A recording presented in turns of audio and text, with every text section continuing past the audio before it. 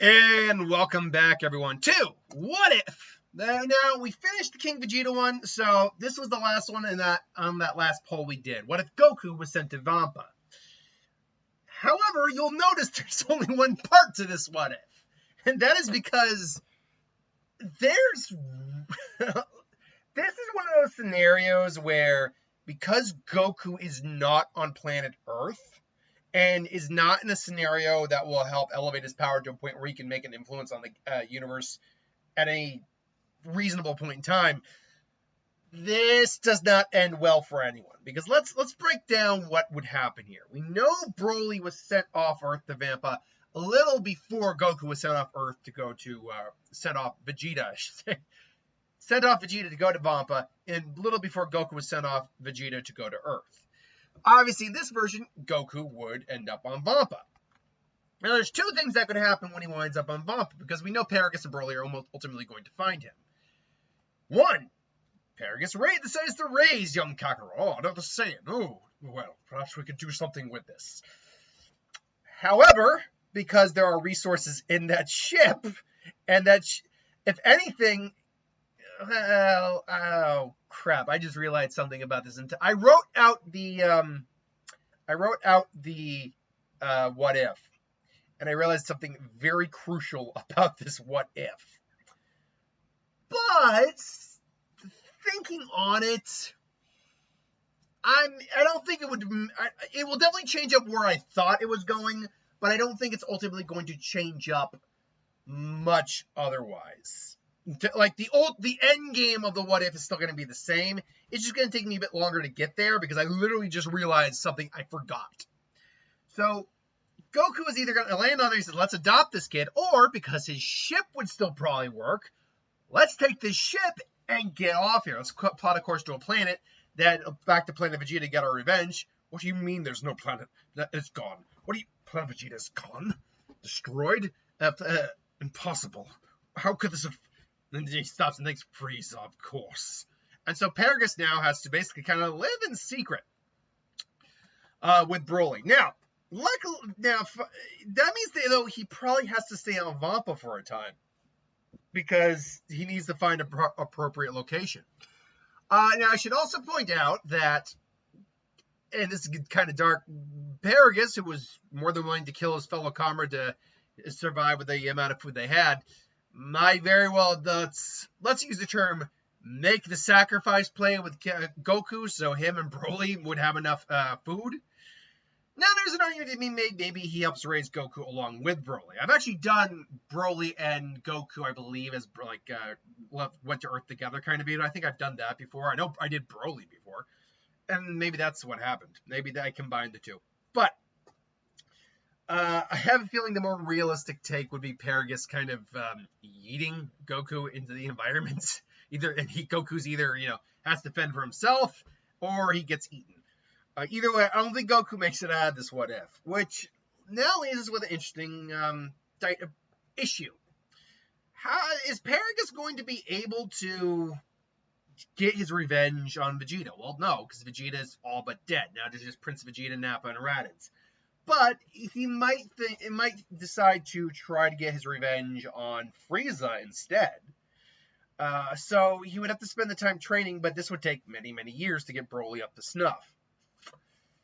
This means Earth is pretty effed, because what would happen? Bulma's doing her search for the Dragon Balls. She would run into Grandpa Gohan, and I think she'd maybe convince him to just come along as like a bodyguard.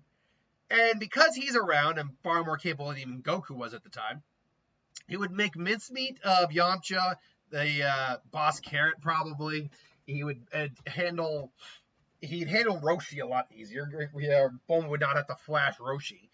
They would deal with even Pilaf's gang without any difficulty. Now, does Bulma wish for the perfect boyfriend or the lifetime supply of strawberries? Probably the lifetime supply of strawberries. Because even though she is young and impressionable and a teenager and hormonal, I think she also is at least smart enough to know, like, yeah, no, this isn't going to work. There's plenty of guys out there. So, just for the sake of argument, that happens. Krillin will meet up with Roshi and agrees to be trained by him. There's a tournament for that. Roshi is the winner because he doesn't have to struggle against Goku. Krillin's also probably not as strong. The Red Ribbon Army, honestly, probably gets their wish. There's really no real big issue with that. Goku's not trying to get the Dragon Ball here. Gohan, I probably don't think cares that much about it. So yeah, the Red Ribbon Army gets their wish, which is, if I remember correctly, he wanted to be taller. Now that being said, he was also killed by, which one was it? One of the few black guys in the series. I can't remember which general or colonel he was or whatever.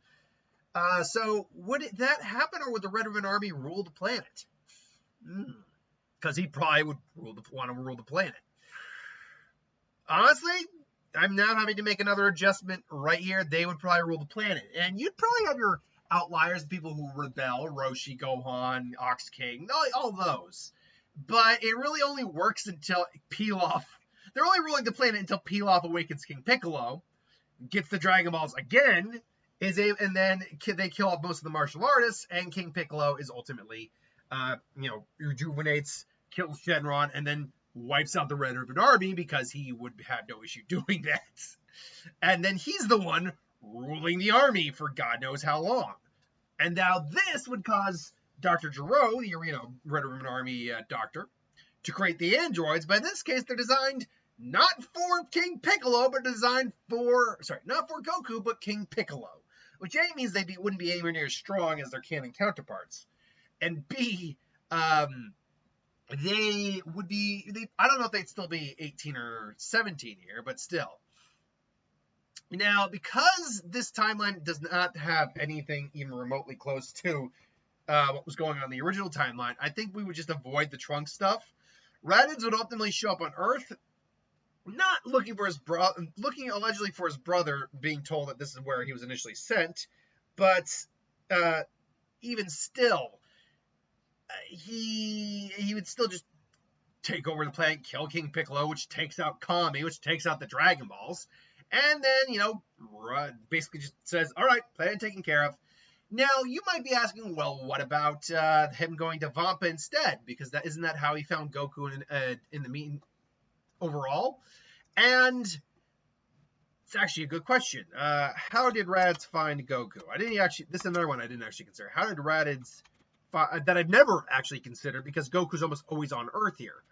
How to find Raditz in Kakarot? How did Raditz? There we go. Okay, Raditz find Goku. All right. So let's see what good old Google says. Raditz managed to avoid Gohan's charge. That's not. How did Raditz and Goku? That's not the question I'm asking here. How does Raditz know Goku was on Earth? Okay.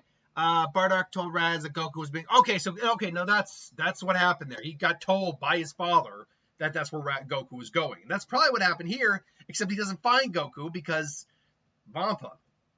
Unfortunately, the course got corrected to Vampa. We could say through a meteor storm, whatever. So he just decides to take over the planet, let Frieza know this. Oh, joy.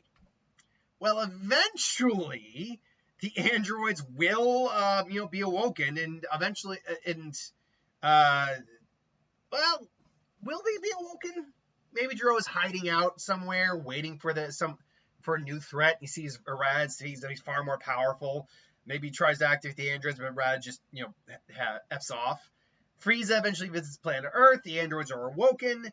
And now it's like, oh, what do we have here? Robots! Well, I must say you're better looking than some I met, but that's neither here nor there. And look, I'm not in the mood, so you can either join forces, or I can make you scrap. And power-wise, these are a lot weaker because they weren't created for something as strong as Goku. They were created for something like King Piccolo. And so the question would become, and the highest level of power they measured was Goku on Earth during his fight with Vegeta. It was around 8,000 was his base, roughly. And so that would put, and I'm doing some basic math here real quick, that would put Goku at, roughly speaking, a little under 4 times, or 4,000, no, yeah, not 4 times, 400? times? 40? No, 40 times. There we go, 40 times. I put them around roughly just under 40 times stronger. So these androids are probably, roughly speaking, 40 times weaker than their canon counterpart, because they were also, designed to, what's the word I'm looking for here? Expect the increases of growth that Goku would go through. They weren't prepared for Super Saiyan, but they were designed to be as powerful as a Goku that was speculated down the line for his level of growth. So they were trained in case King Piccolo got stronger, or designed to be about that strong. So about 40 times weaker than the androids we have here, which does put them probably well below Frieza's full power. Because, I mean, even at half strength, they would start to get their teeth kicked in, I think, by the Super Saiyans, who they were roughly dominating, at least 18, and it was more or less dominating Vegeta. Take away half her power, and she is nowhere near as strong. In fact, he'd probably be dominating her. But, yeah. Do 40 times now, and yeah, I mean, they're still got, like, millions in terms of their power, but Frieza is very much capable. I see. No, your power is impressive indeed. Now, let me show you mine. And so Frieza just transforms, and they're clashing. Frieza has to go to his final form, his true form, in order to really duke it out with these guys. So, yeah, he would ultimately defeat the androids. Cell would also be a weaker version of Cell here, and it still takes time for him to incubate. That's the word I'm looking for. However, I think Frieza either destroys this planet or just goes with the selling it off thing. So, either way, I think we're more than likely to see him going on. I think we're probably seeing him sell the planet, because I don't think there's any big enough threat at this time for him to want to destroy the planet, until those years later, Babidi shows up to resurrect Buu. And it takes forever, forever for him to get all the energy he needs. I can imagine Cell woke up and they just, paralyzed him and stole all his energy, because that's how they took Gohan's energy. Actually, to be fair, Kibito's paralyzed Gohan for that. So I'm sure Babidi maybe does the Majin symbol on Cell, and maybe or Deborah honestly just says, "Oh, that's adorable. What were you trying to drink me?" "No." Yes. And so, well, here's the thing. We're going to drink you. What? Ah! So there you are. And eventually, Buu would be woken up. Now, Buu waking up is a big problem for everyone, because he is far beyond. Because his power isn't different here. His power is still the level of power he had in the Buu saga, which means he makes mincemeat of pretty much everything in the galaxy apart from Broly and Beerus. So, as they're going along, they probably do ultimately find whatever planet Paragus and Broly currently are on. They probably have left Vampa at this point. And so Broly, they come across Broly, they say, "Oh, look at you, look at you, more little simpletons who don't understand. Boo, make them understand." Boo! And Broly just, boo! Because base form Broly can go toe-to-toe with Super Saiyan Vegeta. Like, straight out. In fact, he was actually even starting to surpass him in that fight. And then Vegeta went God mode, overwhelmed Broly. Broly went to Akari, and then overwhelmed God-level Vegeta. Like, that's how strong Broly is, an unnaturally strong individual. And so, yeah, if he's roughly even a little bit weaker than his super level of power, he is going to make mincemeat of Buu. Now, I say that, but can he kill Buu? He'd have to theoretically incinerate every last bit of him. And I mean every last bit of him. And, like, just gone. Ended. But, maybe Broly avoids a blast and Paragus turned chocolate, and he gets eaten, like, yummy! But Buu gonna turn you into... And he cracks, and he just goes Super Saiyan and just obliterates both of them, because Broly was literally clashing with Gogeta and breaking reality. That's how strong Broly got. But it's and he's not even in Kari form probably at this point. He's just in a Super Saiyan form right now. And so, because remember, he went Super Saiyan on top of his Akari. That's nuts. So they're clashing. Ultimately, yeah, he kind of obliterates everything and just starts kind of going on a rampage until he kind of runs out of air because he's in space.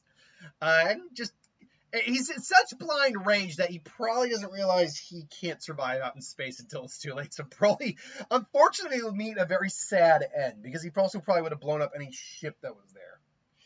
Which brings us to the point of Frieza out in the galaxy. Beerus will eventually wake up, as he said, probably should kill him myself, and does exactly that. Everyone else is pretty screwed, because then he's just going to get rid of all the universes, and that's the darkest timeline scenario. When Goku is not on Earth, or better, more to the point, not in a place where he will grow up and be capable of influencing the story on some large level. For example, him being sent to Namek directly impacts the story because we went to Namek for an arc in the series. Him being sent to like Beerus's planet or the Supreme Kai's world, which I know I've done one of those. Being adopted by Whis, I've done that. Those are different because those are individual, or King Kai. I believe I did. Did I do King Kai? I can't remember if he was raised by King Kai. But anyway, these are individuals who are overseeing the universe, who can play a part in the universe's storyline if they need to. That makes sense. That means Goku could still be influential on the story. But when you're on a world like, say, Vampa, which is only introduced to show where Broly's been this entire time, backwater planet, barely survivable, that has no bearing on the story. Even Yardrat has at least some level of bearing on the story, because Goku learned the instant transmission, and we know other abilities from the Yardrats are on that planet. Here, it's not the case. If Goku sent the to Vampa, he's not going to be doing well. You're going to have a bad time with this story. They can't all end happy, unfortunately. I've had some people who get a little. I've had one or two people in the past get a little annoyed that I end a series on like a dark note or something like that. My answer to that would be, though, I end almost every series on a positive note in some case, because that's usually the natural progression with some liberties taken here or there. But every once in a while, the natural progression isn't a happy one. And I feel like some people just don't like that. To be fair, I've talked about movies in the past, few years, especially like horror movies, that just have the nihilistic, bleak ending. What was it, like The Empty Man, Hereditary, like movies like that where it's like, oh, it's not a happy ending. Oh no, it's a completely effed ending. So, I don't really dig on those anymore. It's just people got too nihilistic, I think. But at the same time, sometimes that is the logical course. So, yeah, don't worry. I will be putting a poll up for the next What Ifs. That'll be on Saturday. Very special one coming this Saturday, whatever it may be. Until then, thanks for watching. Hope you enjoyed. Like, comment, share, subscribe. And I'll see you folks next time. Later.